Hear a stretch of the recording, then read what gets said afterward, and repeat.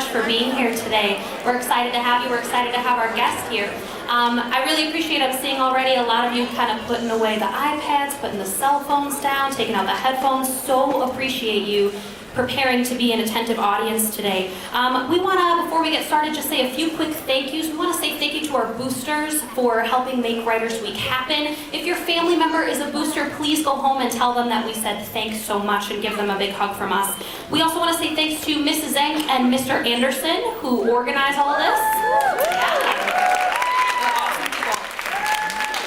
A big thank you to a big thank you to our tech crew up there, making sure that you can actually see and hear what happens up here on the stage. They're awesome. And a big thanks to the teacher who brought you into the auditorium today. Thank you so much for bringing your student in to enjoy this. And of course, thanks to you for, again, being such an attentive and engaged audience member. We appreciate you. All right. Our guest today we're very lucky to have is Samira Ahmed. Samira Ahmed was born in Bombay, India, and grew up in Batavia, Illinois, in a house that smelled like fried onions, spices, and potpourri. She currently resides in Chicago, though she's also lived in New York City and Kauai, where she spent a year searching for the perfect mango. A graduate of the University of Chicago, Samira has taught high school English, worked in education nonprofits, and spent time on the road for political campaigns. Her creative nonfiction and poetry have appeared in Jaggery Lit, Entropy, The Femme, Claudius Speaks, This Is What a Librarian Looks Like, and the Spine Out Novelist series. Her debut novel, Love, Hate, and Other Filters, was an instant New York Times bestseller. And we do have some copies of that novel up here on stage for $19 that you can purchase today. Her next two novels, Internment and Mad, Bad, and Dangerous to Know, will both be out in 2019. So please join me in welcoming to the stage Samira Ahmed.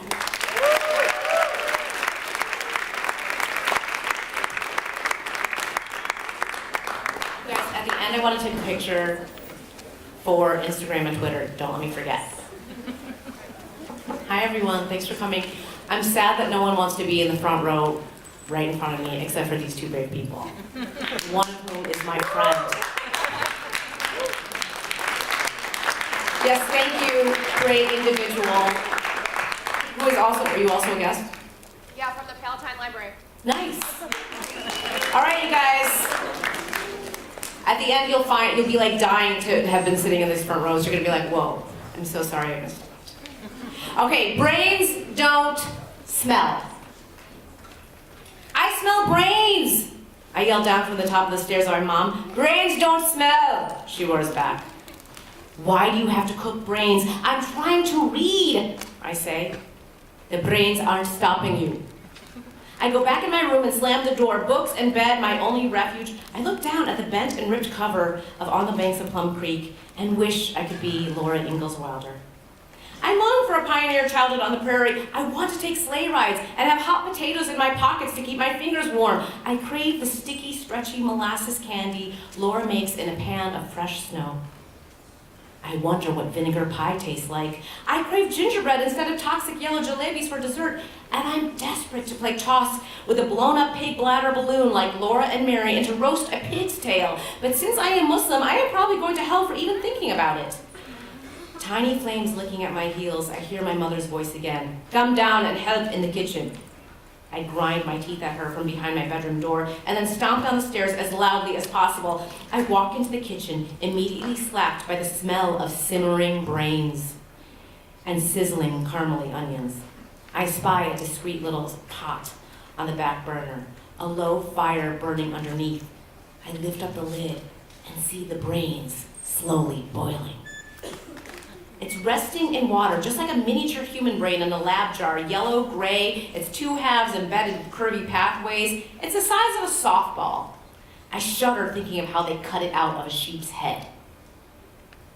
I'm not eating brains again, I say. You're eating my brain, my mom says. Why can't we eat mac and cheese or Chef Boyardee like regular Americans, I ask, but get no response. When she boils a brain, my mom fries an onion with garlic, ginger, chili powder, tomatoes, and cilantro in a separate pan. When she adds the brain to the pan, she breaks it up with the back of a wooden spoon, so it looks like dark scrambled eggs.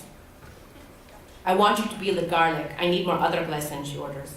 I roll my eyes and sit down at the table in front of a pile of garlic cloves. I do love the smell of other lesson after it's made. Sometimes I open a jar of the ginger garlic paste while I'm standing in the open fridge and just take some deep whiffs. But I hate peeling garlic because the smell stays in my fingers and under my nails. No matter how much soap I use, I rub baby lotion on my hands to make the smell go away. But for at least 2 days, I smell like a newborn smothered in garlic. This time I swear I'm going to stick my garlic fingers directly into my mom's blue jar of facial moisturizer. I wish my mom could make apple pie and Johnny cakes like Ma Ingalls. I want Saturday to be baking day. I want a pancake man on Christmas morning. I want Christmas. I smell my hands and say, did Nanima make you eat food you didn't like? We ate everything. Everything she made and never complained. We didn't get to eat McDonald's like you. Well, why do I have to eat brains when I hate them? Brains are good for you. They make you smart, she says. I'm 12. I have a right to eat what I want. All right? The only rights you have are to do what I tell you. I'll put the brains in potato cutlets like last time, she says. You like that. No, I didn't. You tricked me by mashing the brains with the mashed potatoes. My mom ignores me. She never listens. I live in a house where I'm forced to eat brains. Obviously, my parents hate me. I want to smash the brain between my hands, but somehow I feel like it would be my own brain oozing out of my fingers. Eat everything, my dad says. Later, when he sees my face at dinner, my dad loves my mom's brain masala. I think of Laura doing her chores, happily bringing in buckets of water from the well and helping Pa make hay under a burning sun. I remember the long winter when the train couldn't make it through the blizzards and the town had no wheat and starvation was near, and how Laura dreamt about the good brown smell of beef when all the Ingalls had to eat were potatoes for months. But I begin to say, don't think, eat. But I do think. I think of food. I think of want. I think of my grandmother squatting in front of a single gas burner on the floor of her closet-sized kitchen, cooking for 6 children in a crumbling 3-room apartment in Bombay. I wonder what Laura would do. I pour ketchup all over the brain cutlet. I swallow each piece without protest.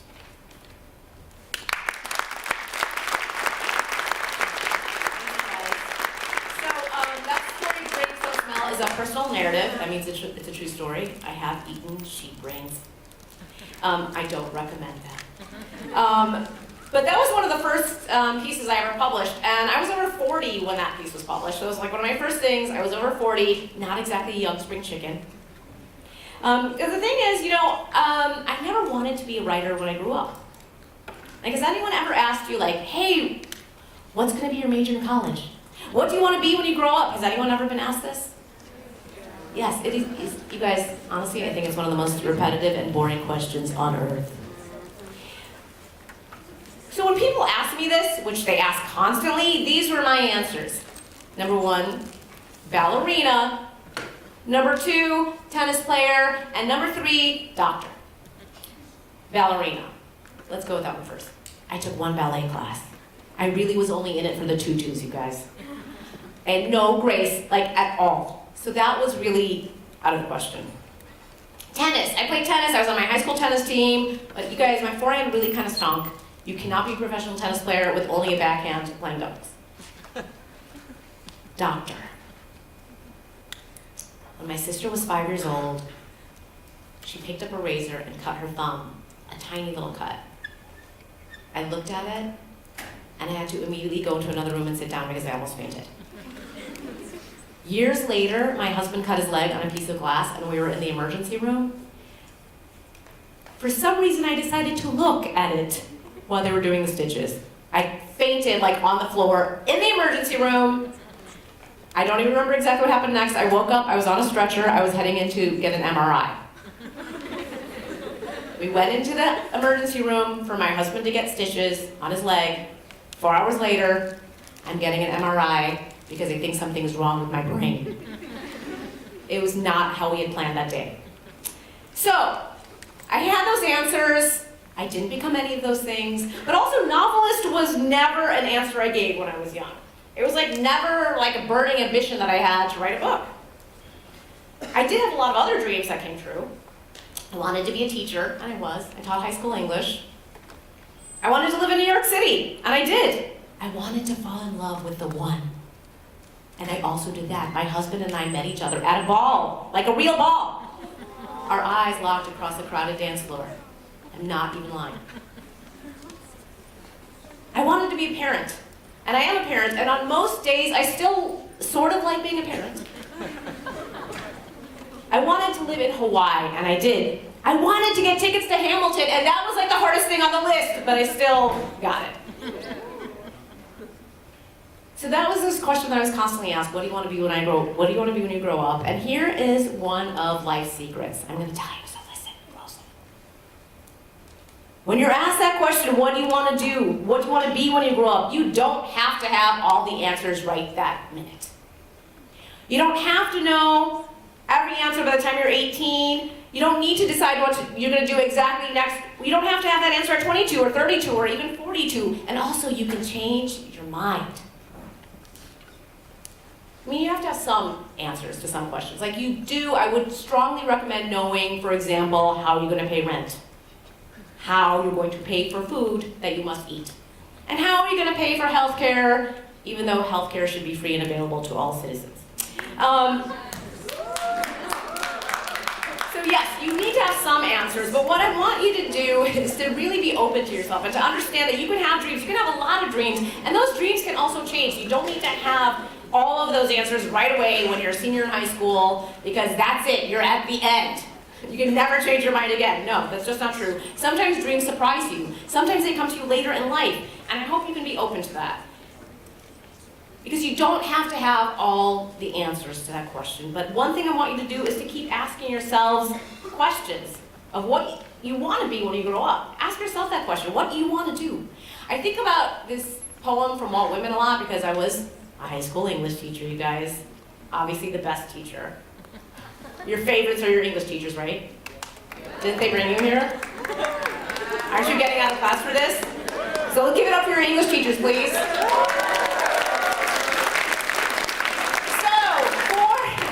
I taught American Lit, and this poem, Walt Whitman, is often in my mind. Oh me, oh life, of the questions of these recurring. Answer that you are here, that life exists, an identity, that the powerful play goes on, and that you will contribute a verse. And that's the question I want you to keep asking yourself. How will you contribute a verse? If America is a song, what will your verse be? And how will you manifest it? Are you going to write it? Are you going to sing it? Are you going to create it? Are you going to be a doctor and stitch the verse? That metaphor doesn't totally go on with that. But anyway, you get it. How are you going to create your verse? And this is a question I hope you will constantly be asking yourself, because that's a question I have been asking myself all the time. And that's how I came to become a writer, because I was asking myself the question, what will my verse be, and how will I manifest it? So then I had this idea, like maybe I want to try to write a book. And here's the biggest risk. You might have a dream, and my dream was maybe to try writing a book. And the biggest risk is failure. It was a risk I was willing to take, because guess what? I have failed a lot. And every human fails. It's part of the human conditions. You will fail. Accept failure as part of something that exists in our lives. Because there's a lot of things that are going to get in your way, like real, true obstacles. Things that you might have to like shove out of the way, things that you might be pushing at so hard that it's going to feel impossible. But don't let the voice in your head telling you no be one of those obstacles. If you fail, pick yourself back up and try to learn from your failures. Don't limit yourself. Because if I had limited myself and told myself, hey, wait, I'm like 40, I can't decide to write a book now, then I wouldn't have a book. So I was willing to take this risk of failure because to me it felt worse not to try. So I said earlier, like I didn't really want to become a writer, but when I was young, I also was writing a lot. It wasn't something that I ever considered to be as a profession, but I found that I was always writing. Like, I was happiest when I wrote. Sometimes it was just like journal entries, or just like short little vignettes, or like narrative essays like the one I read for you earlier, and poetry. You guys, in high school, I wrote a lot of poetry, and it was like really bad. It was really angst-ridden. It was a lot about my boyfriend in high school, or the boy that I wanted to have be my boyfriend. A lot of it really stunk. But the act of writing made me feel good. It fulfilled something in me. It was a creative outlet that I looked to, that I enjoyed. So around the time I was like 37 or 38, I found that I'd done already some of these dreams. I'd been a teacher for a number of years. I worked in some great education nonprofits that I was really happy about. I worked to help build new schools in New York City public schools. I worked at an organization that sued the governor of New York State for inadequately funding public schools, and we won a $2.5 billion settlement. It's really fun to sue the governor, you guys. I highly recommend that profession if you can somehow find that. But I found that while I was doing that, I was also writing a lot in my free time, like just for fun. It wasn't something people read, and now I have like these giant bins of like semi-bad writing that hopefully will never ever see the light of day. But then I was like, maybe I should try doing this more. Maybe I'll take a few classes here and there. And then I had these sort of ideas swimming around in my head that I thought, well, maybe this could be a book. And I had this one particular idea, and I kept talking to my husband about it. And I was like talking to him about it. I was like, oh, what do you think of this idea? And maybe this character could do this, and maybe this could happen. And my husband was like, oh my God, stop talking about it. Just actually write the book. This was excellent advice. That was the point where I was like, yeah, you know what? I guess I could stop talking about it and just try actually writing a book. I'm gonna write a book. This is amazing. How do you write a book? How do you get an idea in your brain and then get it to be a book? Guys, I had no idea. I mean, I had this like sort of germ of an idea of a character that I wanted to write, but I'd never written a book. I'd never taken a class on writing a book. So I did the thing that all people do when you don't know what to do. I just Googled it. Literally, I just researched like, how do you write a book? And there's like those dummies guides to like writing a book, or like the idiot's guide to like changing a light bulb or whatever. That's sort of what I was like, that was the stage I was looking at. And so then I found that there's like just a treasure trove of advice on the internet. Like all things, don't necessarily believe everything you read on the internet, you guys. Some of it might not work for you. So I found things like, there's a snowflake method some writers use, there's a Venn diagram that they use, people use outlines. And none of them really sort of like clicked for me. I was like, nah, I'm still sort of stuck with just like this idea in my brain and not sure how you go from just one idea into like this big novel that has to have characters and an arc and like a beginning and a middle and an end. Right now I only sort of have a little bit of a beginning. So I was rattling around my brain. I was like trying to figure out what to do. I was like just drinking a lot of coffee and like wringing my hands and being angsty like writers are. And then I thought, you know what? I'm gonna just try writing a short story with this character. About a girl who's just like trying to figure things out. Who's asking herself that question, what will my verse be? It's the story of an Indian American Muslim teenager. She's struggling with parental expectations. She has dreams for herself, and she's butting heads with her parents because her dreams don't match the expectations that her parents had. She's this girl who wants to make movies. She wants to kiss a boy, maybe more than one. And in the midst of all this, where she's just trying to live her life, she comes face to face with a wave of Islamophobia in the wake of a terrorist attack. So that was this idea. And that's how I discovered my process. I wrote a short story with this character, and I realized that this was a story that I really wanted to tell. That if I wanted to tell more of this character's story, I had to figure out the way and the process. And so that was the initial process I discovered for myself. And now for any book idea I have, I write what I call this treatment, the short story. Because I basically have to ask my question, like, is this a world I want to live in? Like, I'm gonna spend years, like you guys literally, you spend years with this character. And you really have to like them. If your character is a character you don't like at all, then it's gonna be really hard to be like, I'm gonna write 70,000 words or 300 pages about you, and I don't like you at all. That's not gonna work. So I really wanted to figure out if this was a world I wanted to live in, and a character and an idea that I wanted to build. And so that's how I do it. I write a short story first and figure out, does this story have legs? So as I was trying to figure out that process, I realized what I was really doing was just discovering more about myself through my writing and through figuring out that process. Because there's no single exact prescriptive way to write a book or a story or a poem or even like an essay for class, right?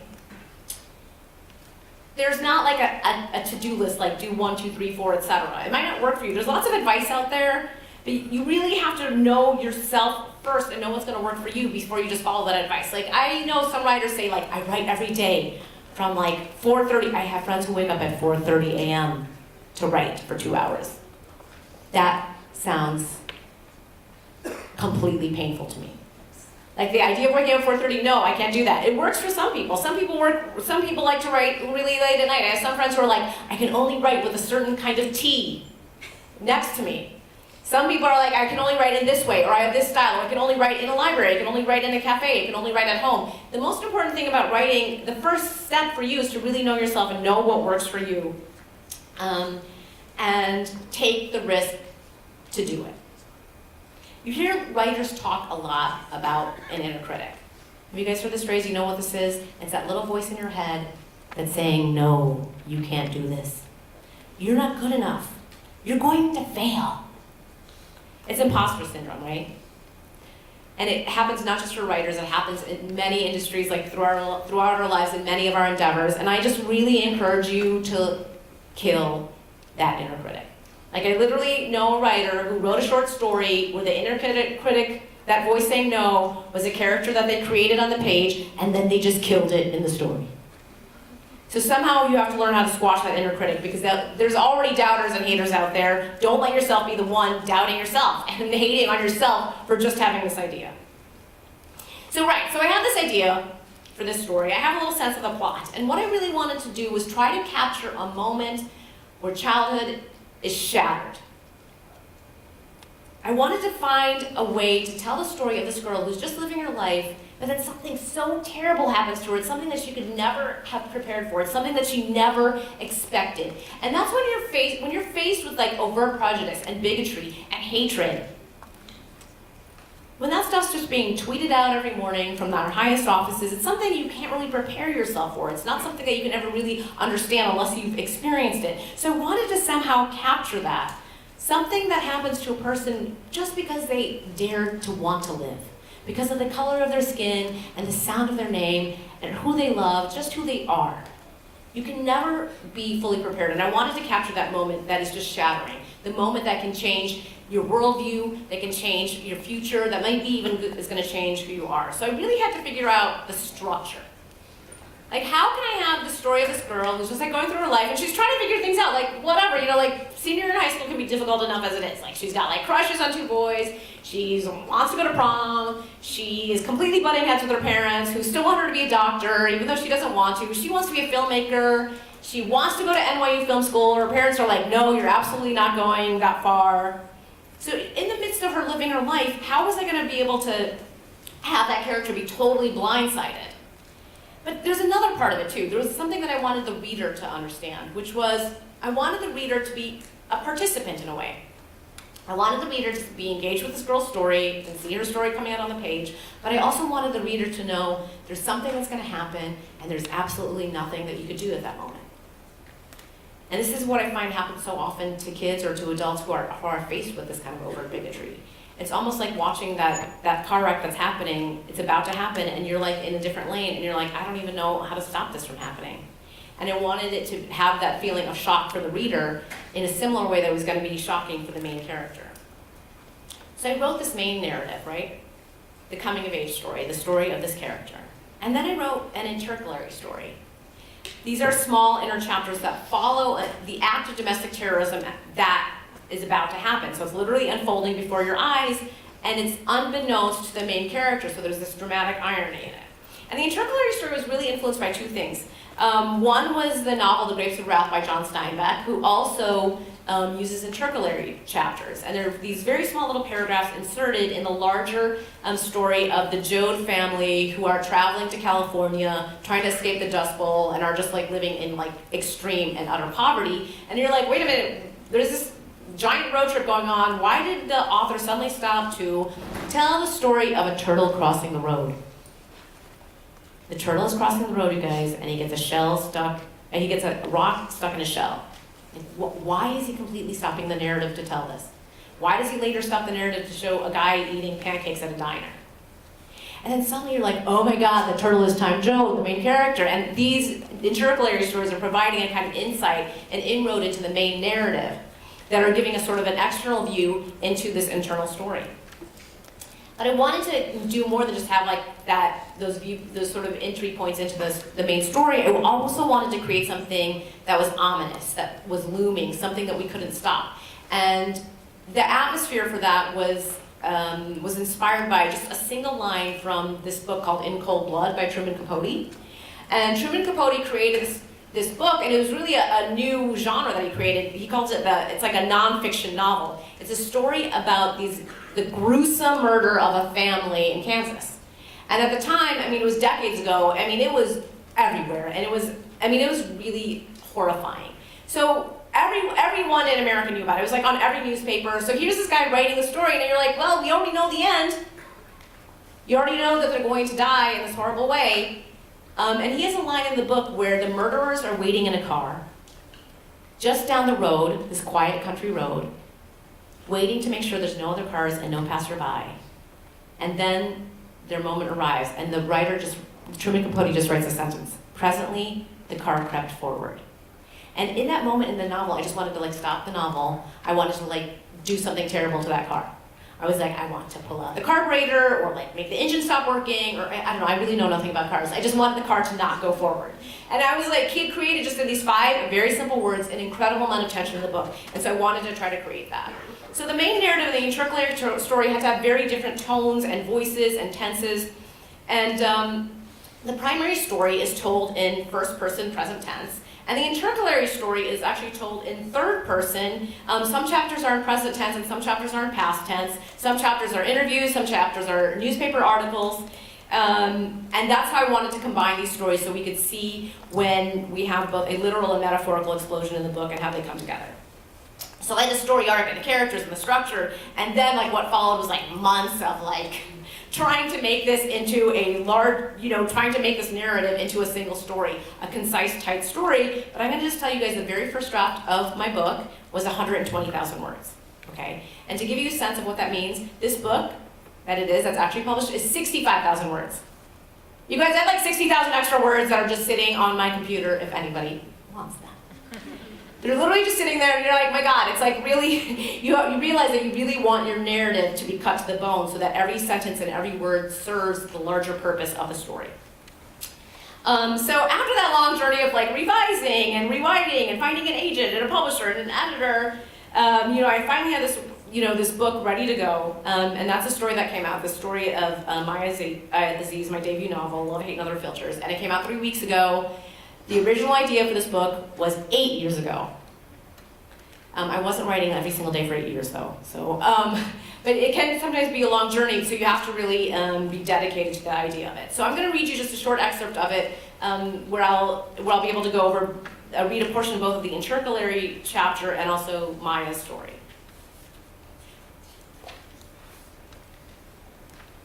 His mind wanders back 6 months to a fetid basement. Windowless, lit by a solitary bulb. Empty except for sweaty bodies. Meeting and sanctuary. There was arguing, then a loosely drawn plan and a call for volunteers. They laughed when he raised his hand. Someone said, "Can't send a boy to do a man's job." Chapter 1. Destiny sucks. Sure, it could be all heart-bursting and undeniable and Bollywood dance numbers and meet me at the Empire State Building, except when someone else wants to decide who I'm going to sleep with for the rest of my life.